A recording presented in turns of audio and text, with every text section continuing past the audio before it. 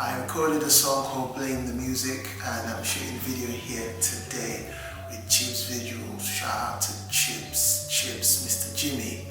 Now the song, I woke up one day and I've been thinking about the effect of music. And I'm a hip hop artist, I'm from rap, you know what I'm saying? And people always blame rap music for so many problems. And I've been thinking about this for a long time. Now there is no doubt music has power. There is no doubt hip-hop, which is the biggest, it's the music that makes the most money right now. There's no doubt that it has influence. Look at it has influence on how people talk, on how people dance, on how people dress, how you spend their money.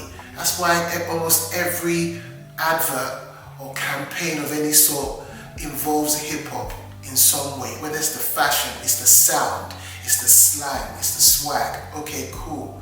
But also there's the other side of it, because you know, hip-hop is from the streets, hip-hop is from the roads, you know, it's from deprived neighborhoods where all types of things go on because of where people find themselves in.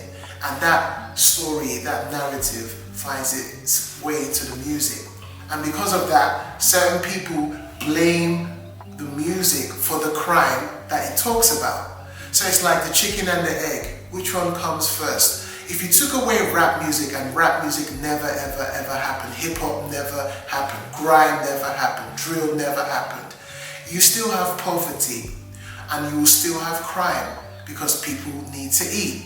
So to blame the music for the conditions that people live in is a bit crazy if you actually think about it. It's the social conditions that causes people to express themselves and tell the stories of what they've seen in their neighborhoods around them. But then people now say that surely there are some people who are susceptible to the maybe negative imagery and messages in the music. So doesn't it make people go do crime? And there might be very impressionable people out there who might hear something cool and think that's cool and maybe want to go do it. But they don't say the same thing for movies. We watch gangster movies, all day action movies and whatever. We play video games that have lots of violence in them. In fact, I would say people actually maybe spend more time playing certain very violent video games than listening to violent music. But the blame for violence is never laid at the feet of video games. You don't tell Al Pacino to stop acting in gangster movies. You don't say, why is Robert De Niro doing another gangster movie? You don't say, what happened to Martin Scorsese? Why are you making another gangster film? You've seen it all. So when you put it at the feet of rap music and scapegoat it as if it is the sole root cause of all negativity and crime in the neighborhood, in the world, I think that's insane. So my song is a bit of a sarcastic take on that idea. Sure, blame the music then, blame it for everything. It's used as a scapegoat and we know it's true. Now am I saying I support what certain people say in their music? No. There is an imbalance. It's not only negativity that goes on in the ends. It's not only badness that goes on in the neighborhood. We live normal lives. We drink water. We drink juice. We go for walks. We walk our dogs. We feed our pets. We have friends. We play games. We chill out. We don't want to see violence in the neighborhood. Some of us have children and are raising our children now. We don't want them to be exposed to certain things that we've seen.